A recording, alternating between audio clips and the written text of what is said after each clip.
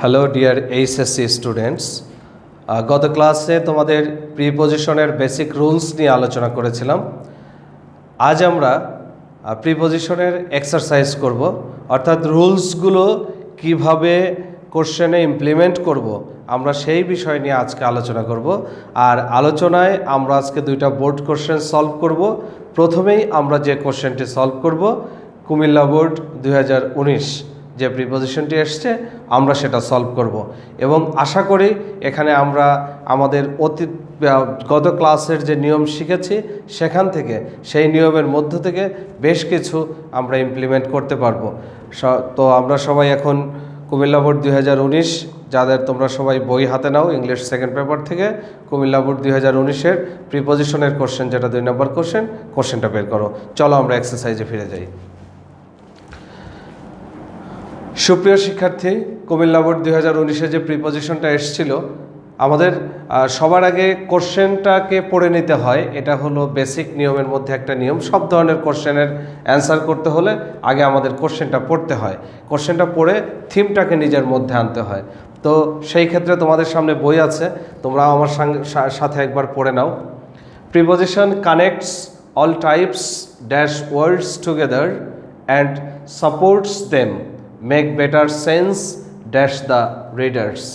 They help us to understand the relationship dash objects.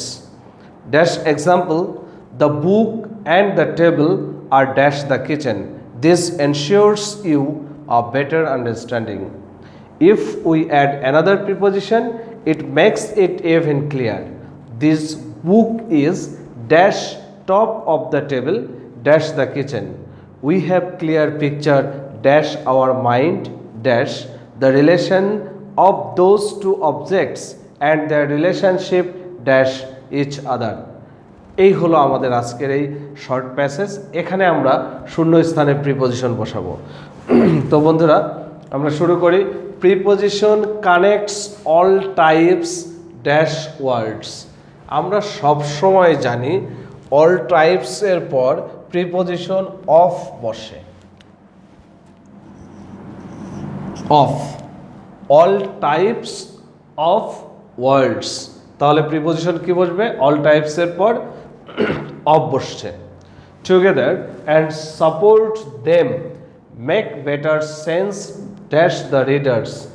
এই সেন্সটা readers, readers মানে হলো পাঠক, আর সেন্স পাঠকের যে উপলব্ধি, তাহলে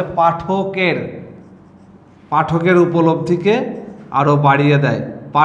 পাঠকের সঙ্গে এর যুক্ত হয়েছে, আর এর হলে প্রিপোজিশন আমরা অফ ব্যবহার করব। র বা এর বাংলা দ্বিতীয় পত্রে যেটাকে বলা হয় ষষ্ঠী বিভক্তি, সেই ক্ষেত্রে আমরা প্রিপোজিশন হিসেবে অফ ব্যবহার করব এখানে। Sense of the readers, they help us to understand the relationship dash objects. Relationship মানে সম্পর্ক, অবজেক্টস মানে যে কার্যক্রমগুলো থাকে, যে উপাদানগুলো থাকে, সেই উপাদানগুলোর মধ্যে সম্পর্ক স্থাপন করে। এখানে আমরা দুইটা প্রিপোজিশন ইউজ করতে পারি। এক, অনেকগুলোর মধ্যে বোঝালে আমরা আগেই পড়েছিলাম অ্যামাং হয়, অ্যামাং দ্য অবজেক্ট। আবার উপাদানগুলোর সাথে বোঝালে আমরা প্রিপোজিশন হিসেবে উইথ ব্যবহার করতে পারি। সেক্ষেত্রে dash the relationship dash objects, এখানে আমরা অ্যামাং ব্যবহার করতে পারি, উইথও ব্যবহার করতে পারি প্রিপোজিশন হিসেবে, দুটোই কারেক্ট। ড্যাশ এক্সাম্পল, সবসময় আমরা জানি for example, this is appropriate preposition, for example, এই জন্য আমাদের এখানে ফর ব্যবহৃত হবে। যেহেতু এখানে ফুল স্টপ শেষ হয়ে গেছে, স্টুডেন্টরা যে ভুলটা প্রায়ই করে থাকে, ফুল স্টপের পর যে ওয়ার্ডটা লিখতে হয় সেখানে অবশ্যই বড় হাতের অক্ষর দিয়ে লেখা শুরু করতে হবে। ফর এক্সাম্পল, উদাহরণ হিসেবে, the book and the table are dash the kitchen. Kitchen মানে রান্নাঘর, টেবিল এবং বই রান্নাঘরের কোথায় থাকে? রান্নাঘরের মধ্যে থাকে। আর মধ্যে বোঝালে প্রিপোজিশন কি বসে? ইন বসে।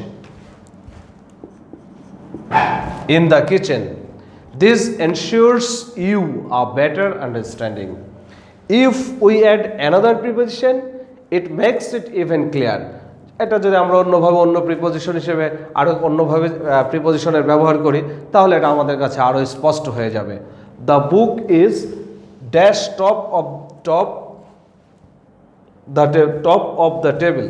দ্য বুক ইজ, আমরা বলেছিলাম যদি কোনো কিছু উপরে বোঝানো হয়, বৃত্তের সাহায্যে দেখিয়েছিলাম যদি উপরে স্পর্শ করে কোনো কিছু বোঝানো হয় তাহলে সেই ক্ষেত্রে অন বসে। তো আমরা এখানে টেবিলের উপরে, বইটা আমরা সাধারণত কি করি, টেবিলটা যদি আমরা এটা ইমাজিন করি this is a table, then we put our book on the table, just এভাবে রেখে দিই। তো সেক্ষেত্রে টেবিলকে স্পর্শ করে রেখে দেওয়া হয়। আর স্পর্শ করে কোনো কিছু রাখা বোঝালে সেখানে অবশ্যই আমরা প্রিপোজিশন হিসেবে অন ব্যবহার করব। উপরে বুঝালে এবং স্পর্শ করে বুঝালে সেই ক্ষেত্রে প্রিপোজিশন অন বসে। On top of the table dash the kitchen. Kitchen মানে রান্নাঘর, রান্নাঘর একটা সীমাবদ্ধ একটা নির্দিষ্ট ক্ষেত্র, এই জন্য রান্নাঘরের এখানে আমরা ইন ব্যবহার করব। ইন দ্য কিচেন আগেও ব্যবহার করেছি রান্নাঘর। We have a clear picture, এখন আমাদের মাথায় একটা পরিচ্ছন্ন ছবি ভেসে উঠছে। ড্যাশ আওয়ার মাইন্ড, আমাদের মনের মাঝে। এখন যদি আমরা ইমাজিন করি একটা কিচেন আছে, কিচেনের মধ্যে একটা টেবিল আছে, টেবিলের উপর একটা বই আছে, তাহলে আমরা দেখতে পাবো কোনটা কোথায় কোন অবস্থায় আছে। কিচেনের মাঝে একটা টেবিল, টেবিলের উপরে একটা বই। তাহলে আমরা প্রিপোজিশনের সাহায্যে এটাকে আরও ক্লিয়ার একটা ছবি নিজেদের মেমোরিতে নিয়ে আসতে পারি। We have clear picture in our mind, আমরা আমাদের মনের মধ্যে একটা পরিচ্ছন্ন ছবি নিয়ে আসলাম। সেটা কি? Dash the relation of this two objects. Dash the relation two objects. দুইয়ের মধ্যে বোঝালে প্রিপোজিশন কি বসে? আমরা আগের ক্লাসে বলেছিলাম অনেকের মধ্যে বোঝালে অ্যামাং বসে, আর দুইয়ের মধ্যে বোঝালে প্রিপোজিশন বসে বিটুইন। তো আমরা এখানে বিটুইন লিখব। Between the relation of those two objects and their relationship dash each other, একে অপরের সাথে যখন সম্পর্ক বোঝানো হয় তখন রিলেশনশিপ বা সম্পর্কটা সাধারণত কারো না কারো সাথে থাকে। সম্পর্ক কারো না কারো সাথে হয়, সেই ক্ষেত্রে সাথে বোঝালে প্রিপোজিশন আসে উইথ। তো এখন যদি আমরা প্রিপোজিশন বসানোর পর এই চার্টটা, এই প্যাসেজটা এখন কমপ্লিট করে আমরা যদি প্রথম থেকে আবার একবার পড়ি তাহলে আমরা দেখতে পাবো যে আমাদের নেক্সট টাইম যদি এই ধরনের প্রিপোজিশন তোমাদের পরীক্ষায় আসে আর কখনো ভুল হওয়ার কথা না। আমি আরেকবার বলছি, এবার fill in the blanks complete করে আমি বলছি। Preposition connects all types of words together and support them make better sense of the readers. They help us to understand the relationship among objects. For example, the book and the table are in the kitchen. This ensures you a better understanding.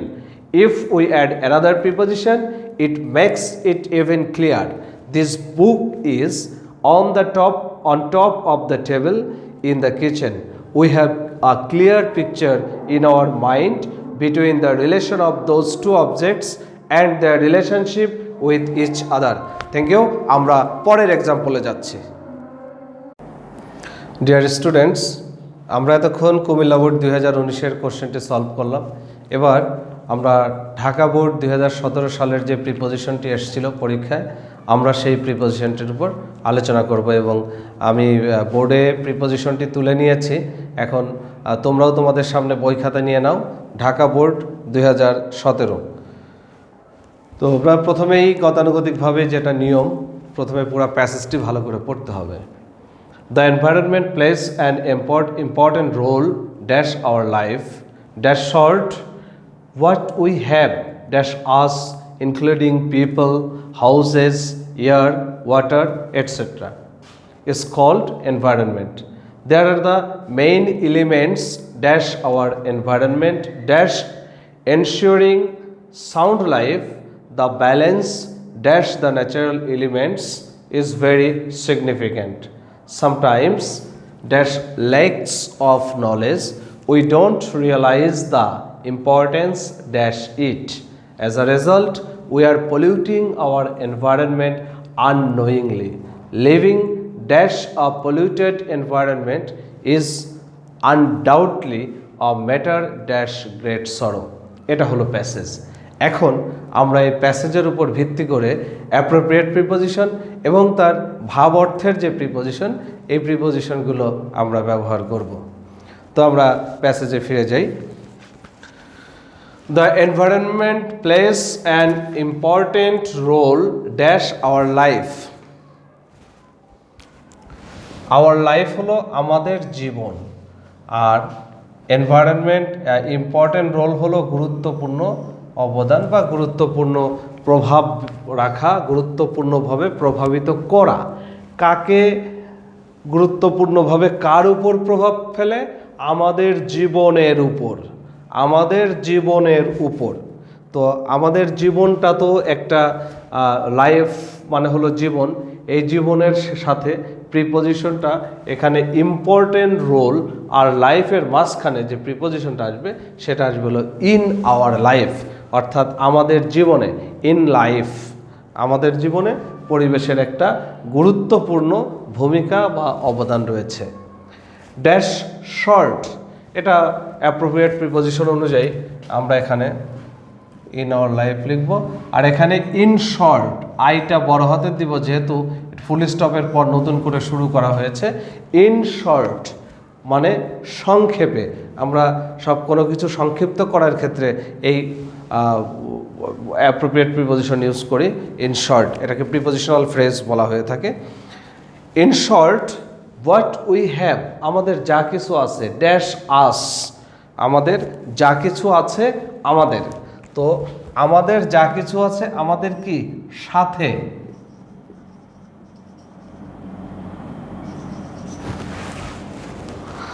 What we have among আস, আমাদের চারিদিকে। অথবা আমরা এখানে আরেকটা use করতে পারি, এবং এর চেয়ে যদি আমরা একটু বেটার প্রিপোজিশন ইউজ করি তাহলে অ্যারাউন্ড।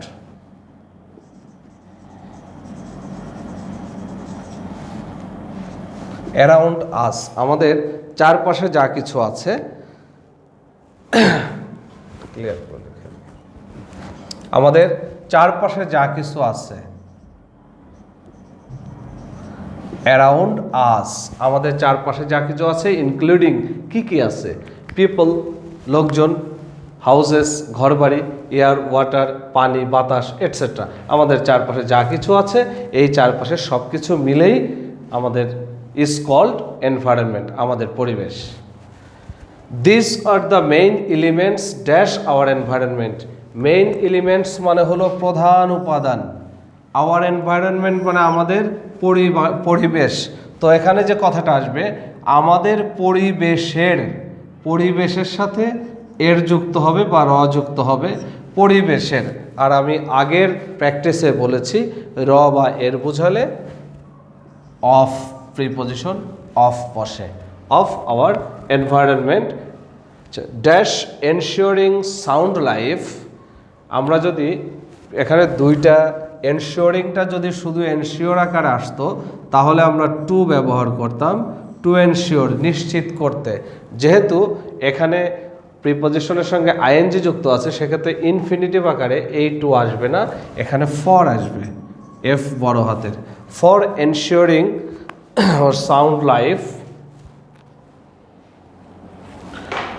আমাদের নিরাপদ জীবনের নিশ্চয়তার, the balance dash the natural elements, the balance dash the natural element, natural elements মানে হলো প্রাকৃতিক উপাদান, প্রাকৃতিক উপাদানের ব্যালেন্স মানে হলো সমন্বয়, তাহলে প্রাকৃতিক উপাদানের সমন্বয়, সেক্ষেত্রে আমরা উপাদানের র বা এর বোঝানো হয়েছে এই জন্য অফ ব্যবহৃত হয়েছে। The balance of the natural elements is very significant, খুব গুরুত্বপূর্ণ। এখন ন্যাচারাল এলিমেন্টসের যে ব্যালেন্স দেখানো এটা আমরা এবং হিসেবেও ব্যবহার করতে পারি।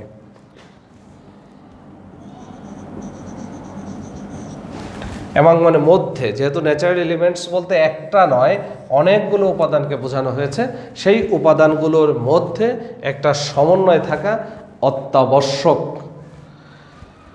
Sometimes dash lack of knowledge, sometimes মাঝে মাঝে ল্যাক অফ নলেজ জ্ঞানের ঘাটতি। তো নলেজ মানে জ্ঞান, এখানে এর যুক্ত হবে অথবা র আসবে, জ্ঞানের ঘাটতি, সেক্ষেত্রে আমরা প্রিপোজিশন অফ ব্যবহার করব। Lack of knowledge we don't realise the importance dash it, এক্ষেত্রে আমরা দেখতে পারি ইট মানে ইহা, আর এটা হবে ইহার, ইম্পর্টেন্স মানে হলো গুরুত্ব, তাহলে র আসছে এখানে অতিরিক্ত, importance of it. As a result we are polluting our environment unknowingly, আমরা না জেনেই নির্বোধের মতো অজান্তে আমরা আমাদের পরিবেশকে নষ্ট করছি। Living dash a polluted environment, living, live মানে বাস করা, এর সঙ্গে প্রিপোজিশন ইন হবে। Living in a polluted environment is undoubtedly a matter of great sorrow, matter of great sorrow, অত্যন্ত পরিতাপের বিষয়। তো আমরা এখন ফুল প্যাসেজটা যদি দেখি, the environment plays an important role dash our life. In short, what we have around us is us, including people, houses, air, water, etc. is called environment. These are the main elements of our environment. For ensuring sound life, the balance of or among the natural elements is very significant. Sometimes of lack, sometimes এখানে আমরা for শব্দটা ব্যবহার করব, sorry এখানে mistake হয়েছে, for জন্য, lack of knowledge জ্ঞানের ঘাটতির জন্য। তো র বা এর চেয়ে এখানে জন্যটাকেই বেশি প্রায়োরিটি দেওয়া হয়েছে, জ্ঞানের ঘাটতির জন্য। Sometimes for lack of knowledge we don't realise the importance of it, as a result we are polluting our environment unknowingly. Living in a polluted environment is undoubtedly a matter of great sorrow. তো students, তোমরা সবাই বেশি বেশি করে practice করবে, preposition board কোশ্চেনগুলো বেশি বেশি প্র্যাকটিস করবে, তাহলে আশা করি প্রিপোজিশনে তোমাদের জন্য 5-এ 5 পাওয়া খুব ইজি হয়ে যাবে। তো সবাই ভালো থেকো, thank you, have a good day.